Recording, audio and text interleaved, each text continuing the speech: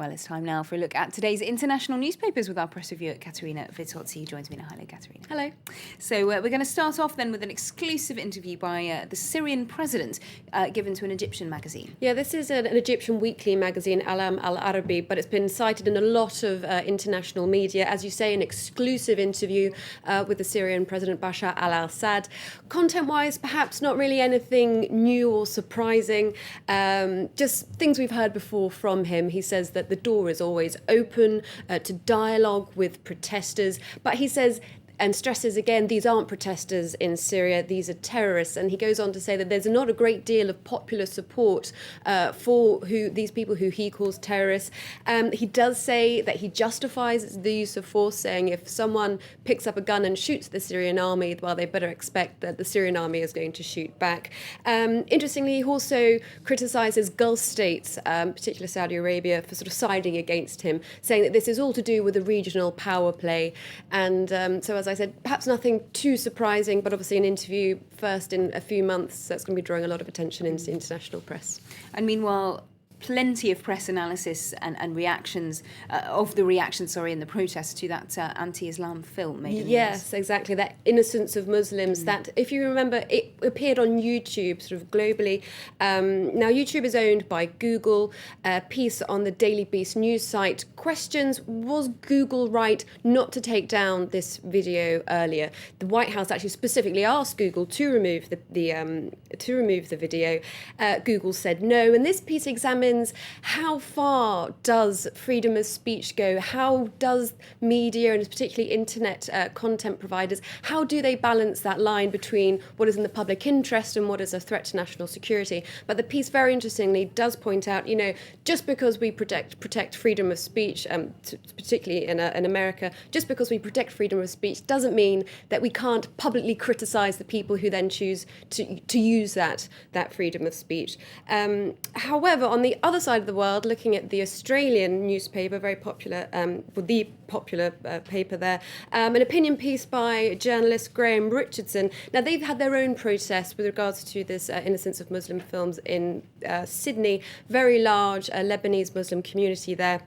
Now, Richardson doesn't beat about the bush. He says what's causing these protests, or what's allowed sort of the environment for these protesters to fester, is extremists. He says we've got to get rid of the political correctness that is stopping us from saying you're an extremist. He says there's too much fear of being accused of being racist. He says if this is just allowed to fester, this social problem is going to get even worse. However, it is important to point out that Islamic community leaders who spoke to another paper in Australia, the Sydney Morning Herald, have said that the media have reacted to this protest in a way that's really sort of generated quite a climate of violence and fear within the Australian Islamic community. So both sides of the story there. Okay, now we're going to move on to protests in India over government reforms to the retail industry. Yeah, but first off, we're going to look at how the Independent, the British newspapers, covered these widespread protests in India about the decision by the Indian government to open up the retail industry to foreign direct investment.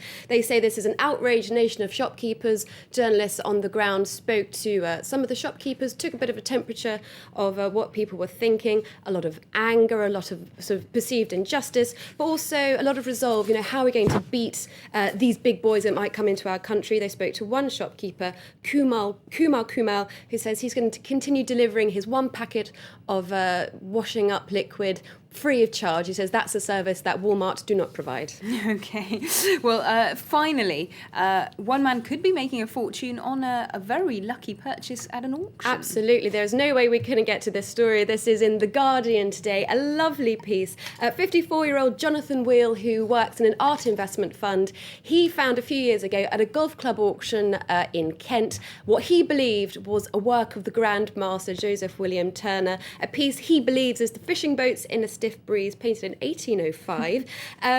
He bought it at auction for £3,700, and for the past few years has been taking it to experts to have scientific tests, saying, come on, this really is a Turner. There's been a lot of toing and froing in the art world, some saying yes, some saying no. However, it has now been valued by an insurance company for £20 million. He's made quite a profit. He could potentially make quite a profit. There's a big conference of art experts in London today to say once and for all whether this is definitively a work by the Grand Master. So fingers crossed for Jonathan Will that it is. I very much hope it is. It looks like Eterna to me. Oh, yes, definitely. Thanks very much indeed, Katharina, for that look at today's newspapers.